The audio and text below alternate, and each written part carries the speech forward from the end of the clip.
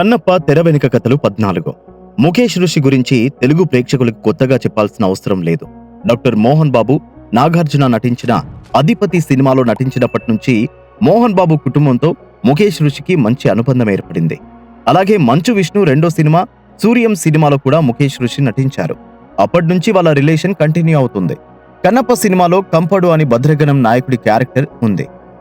చాలా dynamic character, fights ఉంటాయి. ఓ stature ఉన్న ఆర్టిస్ట్ కావాలి. షూటింగ్ అత్యధిక శాతం న్యూజిలాండ్ లో ప్లాన్ చేశారు. ఇందుకు బల్క్ డేట్స్ కావాలి.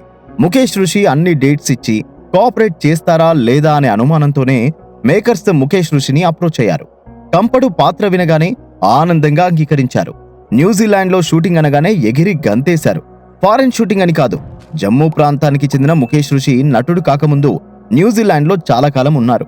మోడల్ గా పనిచేశారు. అందుకే న్యూజిలాండ్ అంటే ప్రత్యేక అభిమానం.